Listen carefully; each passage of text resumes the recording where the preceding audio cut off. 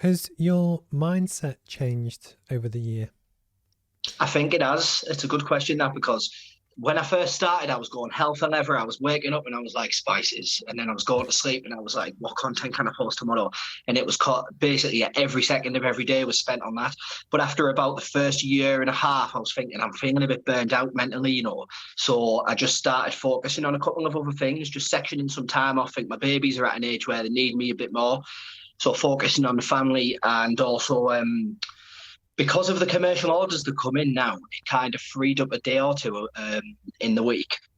So I joined an access course at Middlesbrough College. Mm-hmm. So I'm going there and learning how to do the stuff that you're doing, like filmmaking and camera I just technique. make it up. I was winging it for ages, but when I'm winging it, I swear too much on camera and stuff. So I need some official vocational techniques. So I've gone to college to learn that. So I'm because I got like new equipment and I didn't even know how to use it, Steve. So I thought it's time to educate myself on how to get the most out of this equipment. Mm-hmm.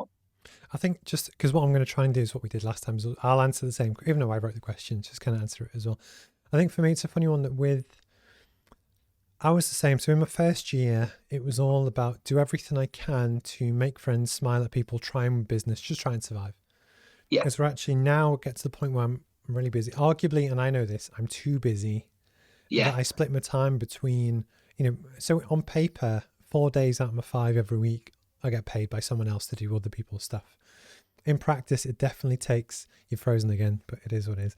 In practice, it definitely takes more than that. But actually, what it's done is allow me to earn money to then use for different stuff to help kind of grow the business and reinvest back into stuff. There we go, you're back. I tell you, just no matter what happens, just keep smiling and hope, fingers crossed it'll. And I'll just be stuck on the screen like this. Yeah, but this happened to me as well.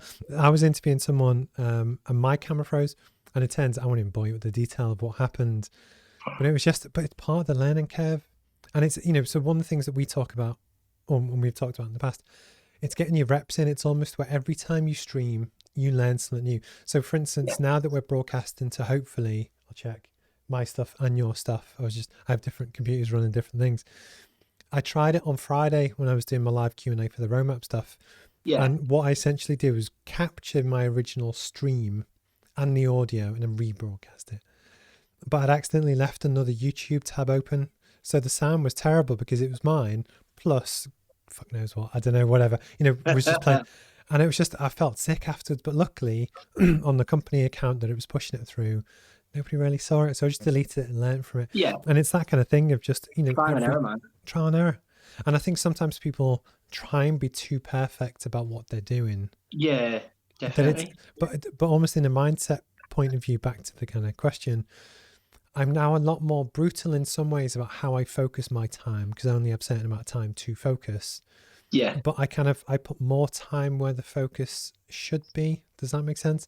And although it sounds really stupid, like I love networking, but I think I'm not going to say I was going to too much stuff because obviously it worked and I got the clients and did whatever.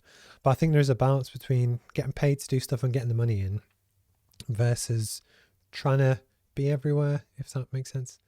Yeah, you can spread yourself too thin, man, when you're trying to do everything all at once, all the time. You need to focus on other things as well. You know what I mean? Like, I made a point to get a couple of trips booked that would go ahead, so nowhere too risky. I went over to Budapest and and it was brilliant, man. Like, I knew I was going to like it because I've obviously read a lot about it and stuff. But I got a chance to get out to the spice market there, and their paprika is widely regarded as some of the best in the world. So I just kind of done the rounds, everyone spoke English. Now, I wasn't expecting this. I mean, I normally try my best with the languages, but Budapest, I cannot get my brain around Hungarian. It's so tricky. It's like, but a bit like Russian. It's like it's way more difficult than Arabic, definitely. But yeah, I forged some good links out there, and the people were really nice. And the paprika that I brought back within one farmer's market, the full trip was paid for by the paprika that we sold. That's ace. That's really good.